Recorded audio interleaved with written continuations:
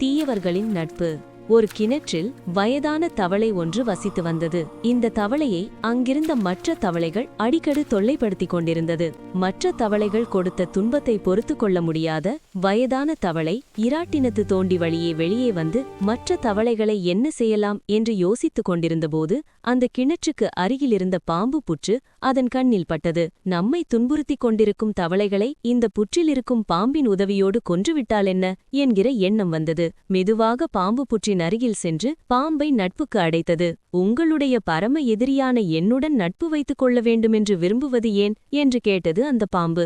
அதற்கந்த வயதான தவளை, என்னுடன் இருக்கும் சில தவளைகள் என்னை தினம்தோறும் துன்புறுத்தி வருகின்றன. என்னால் பொறுத்து கொள்ள முடியவில்லை. அவற்றை அழிக்கத்தான் உன்னை தேடி வந்திருக்கிறேன் என்றது. என்னால் எப்படி உன்னிடத்திற்கு வர முடியும்? நான் வரும் இராட்டினத்தின் வழியாக உன்னை அங்கு அழைத்துச் செல்கிறேன் என்றது தவளை. பாம்பும் யோசித்தது.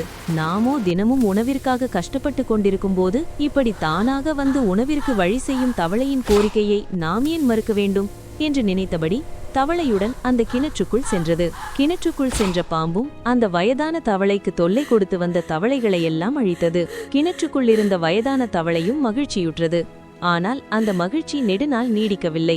பாம்பு வயதான தவளையை பார்த்து, உன்னுடைய எதிரிகளெல்லாம் அழிந்துவிட்டதால் என் பசிக்கு வேறு ஏற்பாடு செய்து கொடுக்க வேண்டும் என்று கேட்டது. வயதான தவளையோ, நண்பரே, நீங்கள் எனக்கு உதவியதற்கு மிக்க நன்றி. எனக்கு இனிமேல் உங்களின் உதவி தேவையில்லை என்றது.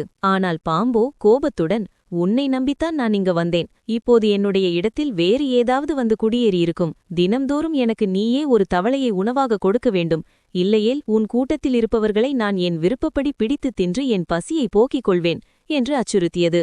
வயதான